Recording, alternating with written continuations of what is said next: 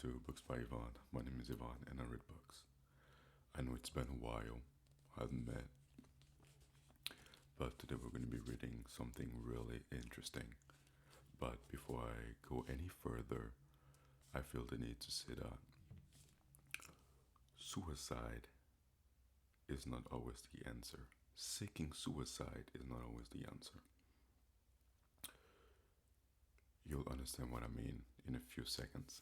With that being said, ladies and gentlemen, grab a cup of coffee, make yourself comfortable, and let's get into an ancient guide to the end of life.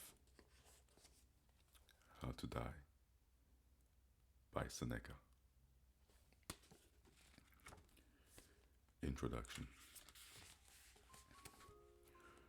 Recent experiments have shown that psilocybin, a compound found in hallucinogenic mushrooms, can greatly reduce the fear of death in terminal cancer patients. The drug imparts an understanding that in the largest frame everything is fine, said pharmacologist Richard Griffith in a 2016 interview. Test subject reported a sense of the interconnectedness of all people and things, the awareness that we are all in this together. Some claimed to have undergone a mock death during their psychedelic experience, to have stared directly at death in a kind of dress rehearsal. As Michael Pollan wrote in the New Yorker account of these experiments, the encounter was felt to be not morbid or terrifying, but liberating and affirmative. In the largest frame, everything is fine. That sounds very much like the message Lucius Anosius Seneca preached to Roman leaders of the mid-1st century AD. Relying on stoic philosophy rather than organic hallucinogen as a way to glimpse that truth. The interconnectedness of all things was also one of his principal themes, as was the idea that one must rehearse for death throughout one's life for life. Properly understood is really only a journey towards death. We are dying every day from the day we are born. In the passages collected here, excerpt from 8 different works of ethical thoughts, Seneca spoke to his addressee, and through them to humankind generally, about the need to accept death, even to the point of ending one's own life. With a candor nearly unparalleled in his time or ours. Study death, always. Seneca counseled his friend Lucilius, and he took his own advice from what is likely his earliest work, the Consolation to Morcia, written around 40 AD, to the magnum opus of his last year, 63 years to 65, the Moral Epistle. Seneca returned again and again to this theme. It crops up in the midst of unrelated discussions as though never far from his mind.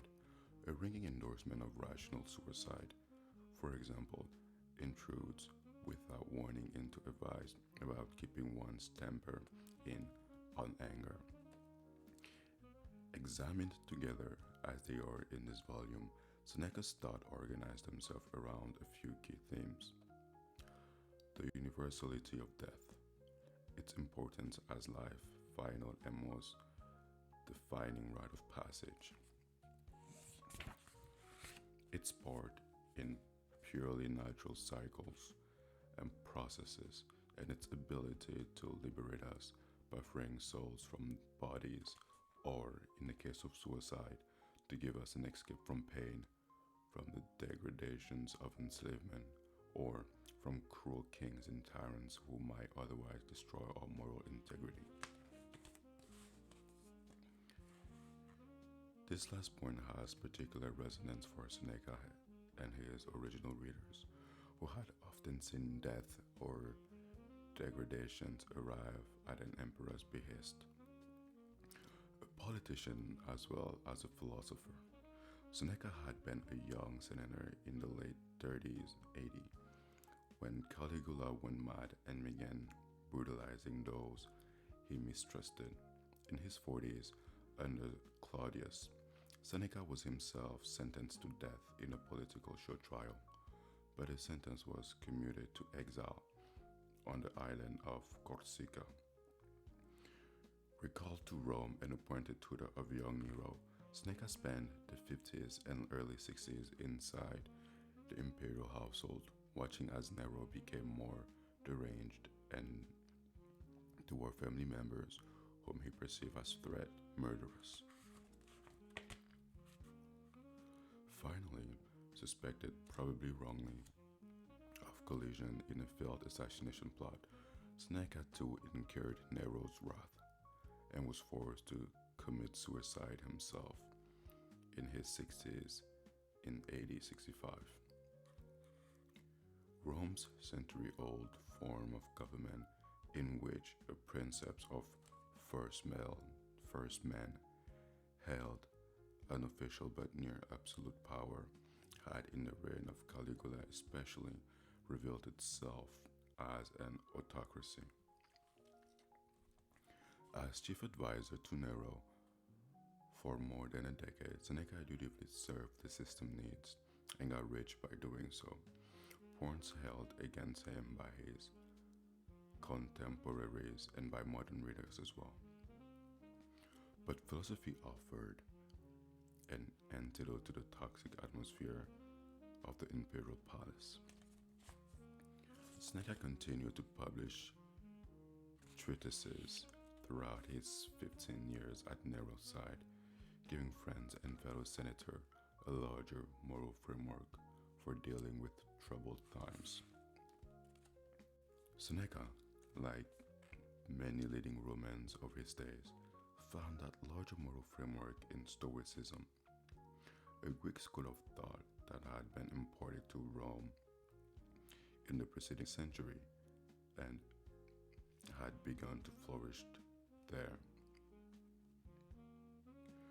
The Stoics taught their followers to seek an inner kingdom, the kingdom of the mind, and where adherence to virtue and contemplation of nature could bring happiness even to an abused slave, an impoverished exile, or a prisoner on the rack.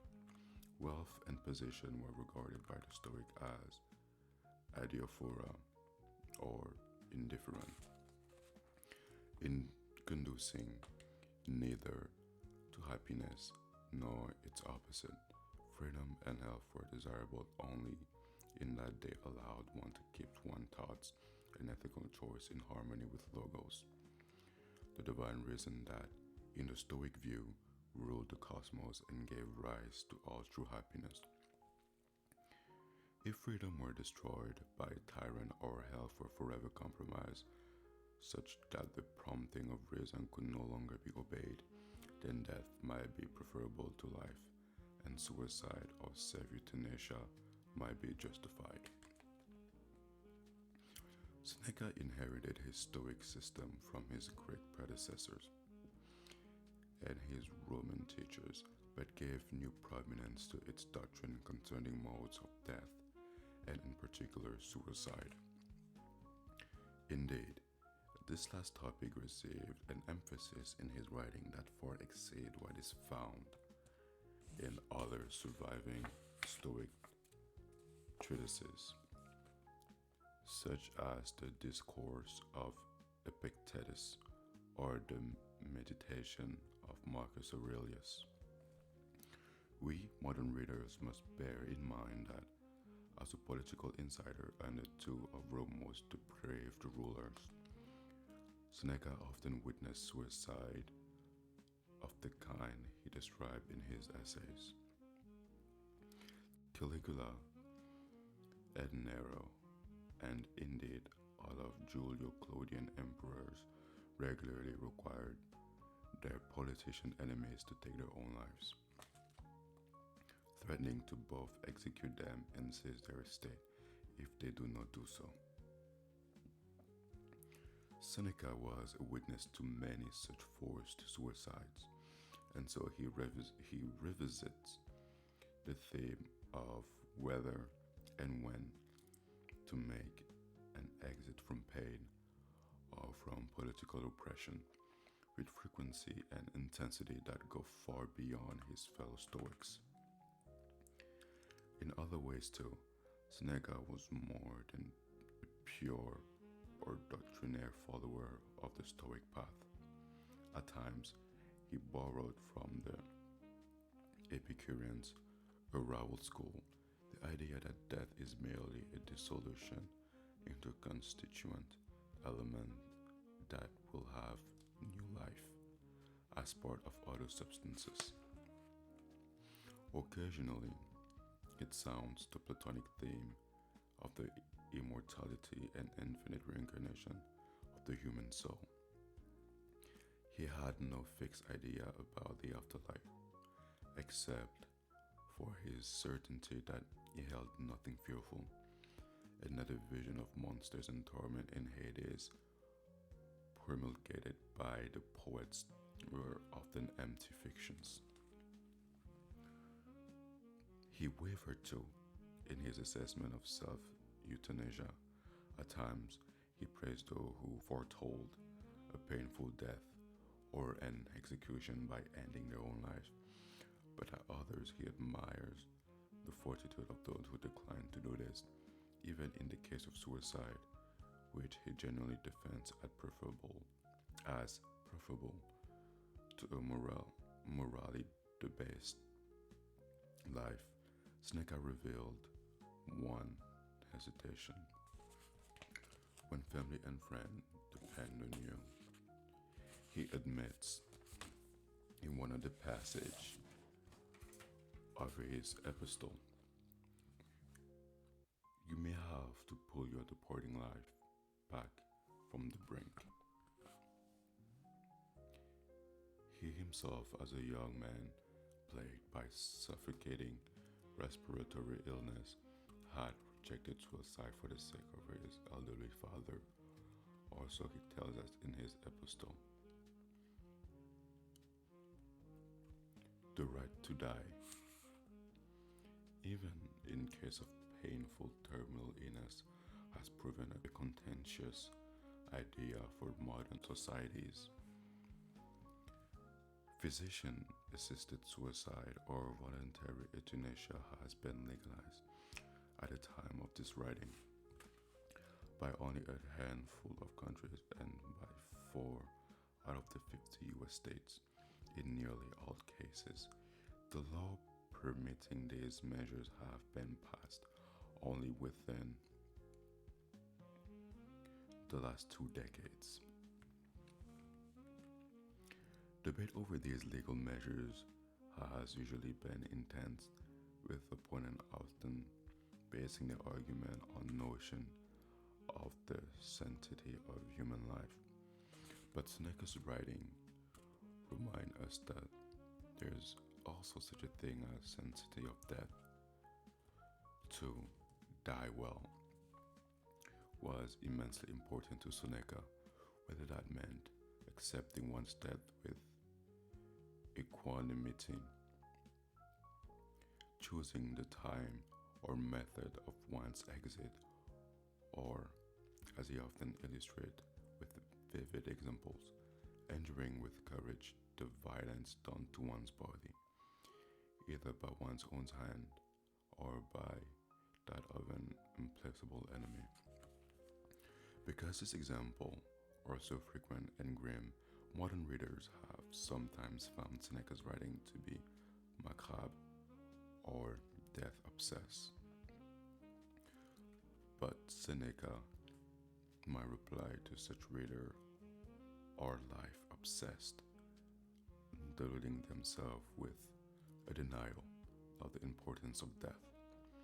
Dying for him was one of the essential functions of living, and the only one that could not be learned are refined through repetition. Because we will die only once, and quite possibly without advance warning, it's essential that we prepare ourselves ahead of time and be ready at all moments. Study death, rehearse for death, practice death. This constant refrain in his writing did not, in Seneca's eyes, spring from a morbid fixation, but rather from a recognition of how much was at stake in navigating this essential and final rite of passage. A whole lifetime is needed to learn how to live, and perhaps you'll find this more surprising. A whole lifetime is needed to learn how to die. He wrote in On the Shortness of Life.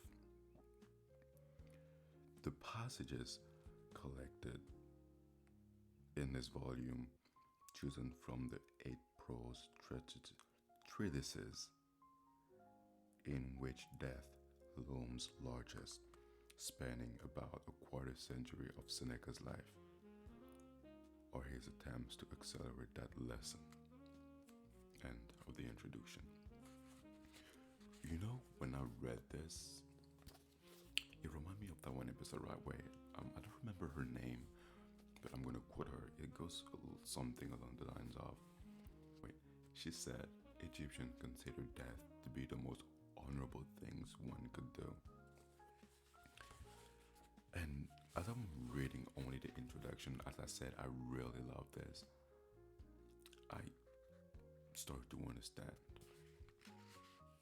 But this is really good. But this is all we're gonna get today. Only the introduction, because tomorrow I'm gonna dive deep into this book. With that being said, ladies and gentlemen, that was the end of today's read. My name is Yvonne, and this is Book by Yvonne. Look forward to my next video because I will be diving deep into this book. As always, be good people and have a good day.